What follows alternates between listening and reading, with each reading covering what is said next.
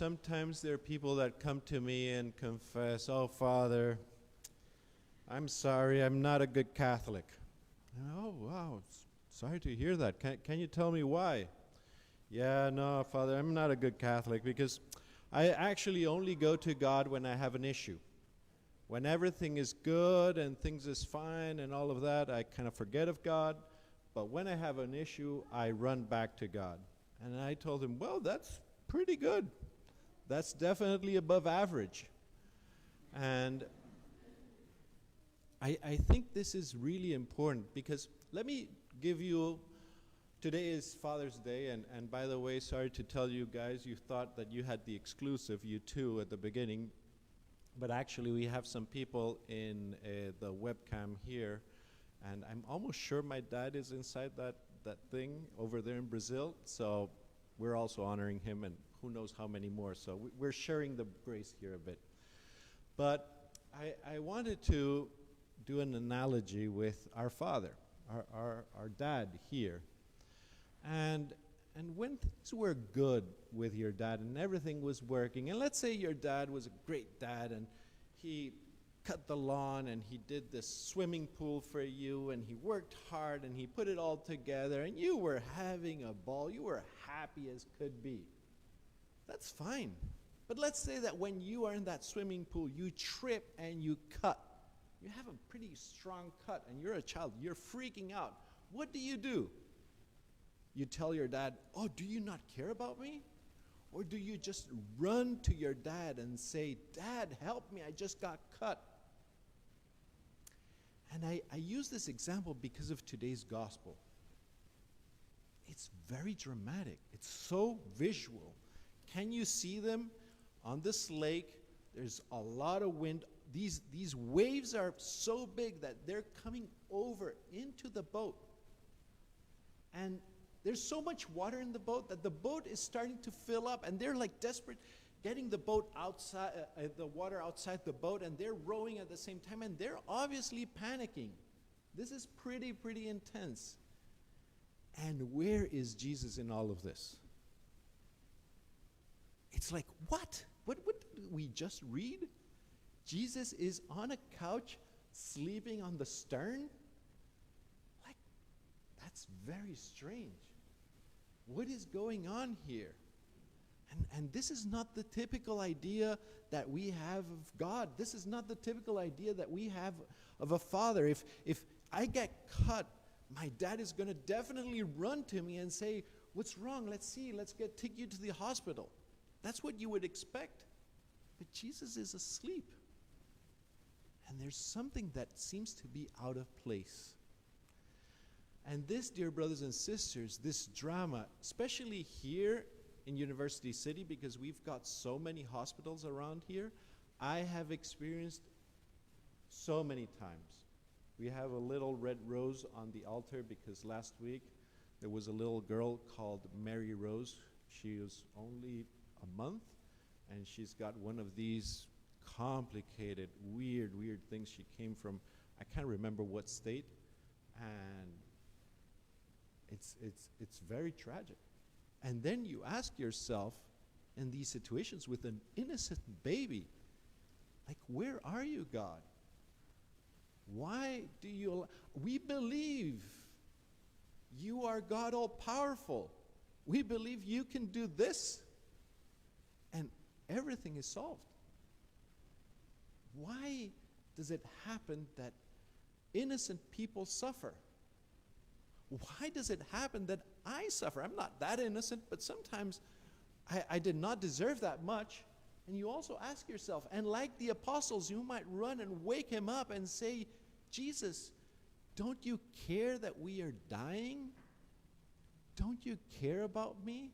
And it's very logical, and it seems as if God does not care. It seems as if God does not care. And it is difficult. Humanity, centuries after centuries, generations after generations, have grappled with this issue. And it's very interesting that the first reading is the reading of Job. Remember the story of Job. His story was the same thing. He was this good guy, and he just got hammered, one after the other one. was like, what is going on? So his friends started to pressure him and saying, you must have sinned. You must have done something wrong. Confess. Say the truth. Come on. And they became nasty. At the beginning, they were super nice with him. And then Job, with his spirit almost broken to the very bottom, he starts to say, God, where are you? Like Jesus, when he was on the cross. When he was on the cross, he said, why have you forsaken me? And this is real, dear brothers and sisters. And there's no clear answer.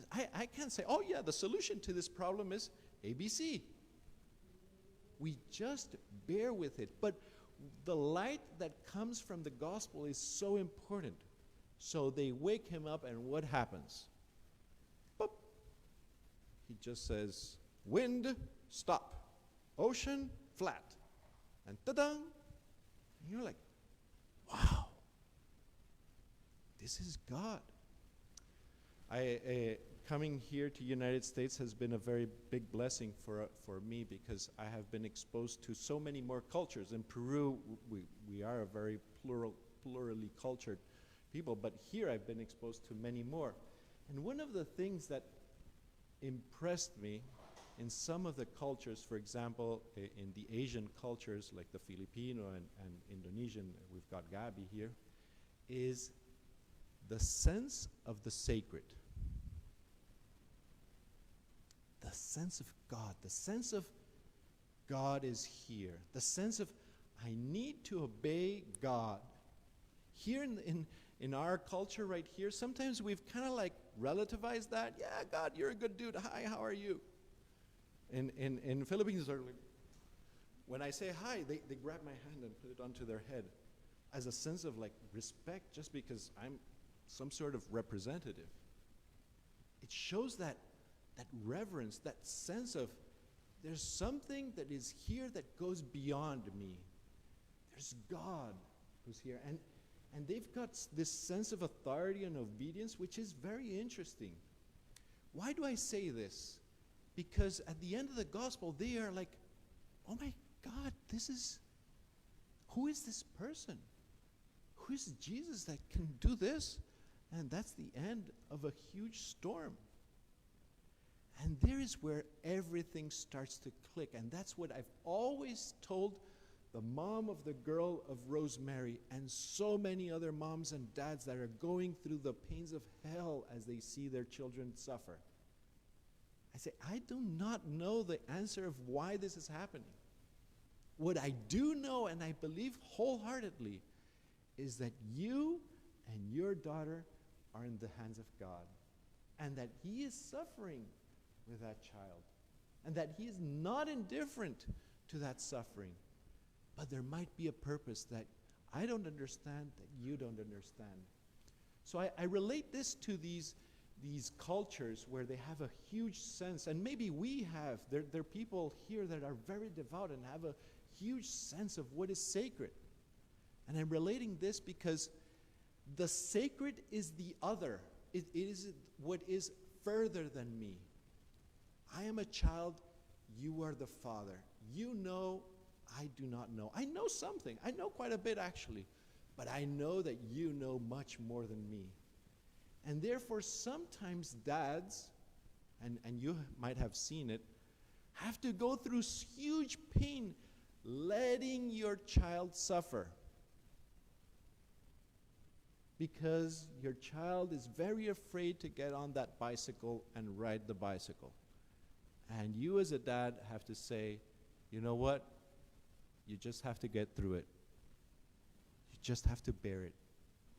And what it says in the letter of the Hebrews about Jesus is that Jesus learned obedience through suffering. So, I'm not giving you an answer, but I'm giving you a hint. Sometimes there is a purpose. And if little Mary Rose has passed away, because I haven't heard anymore, I prayed a lot for her, there was a purpose for her.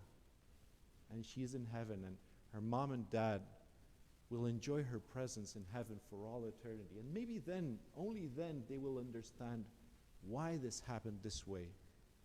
What is important, dear brothers and sisters, and this is the big question that Jesus asks each one of us as we are going through our own storms, our own difficulties, and waking Jesus up saying, don't you care that I am in this anxiety, in this issue? He's asking you, why are you terrified? Am I not God? Have I ever abandoned you? And the answer to that is, no, you have not, but sometimes it's been very rough. Sometimes it's been very difficult for me. So as we celebrate this Mass, let us maybe ask Jesus in the Eucharist, help me to trust. Help me not to be so terrified. Help me to have a bit more faith that I and all of us are always in your hands. Help me not to panic that much, to recognize that you are my Heavenly Father who's always, always, always taking care of us.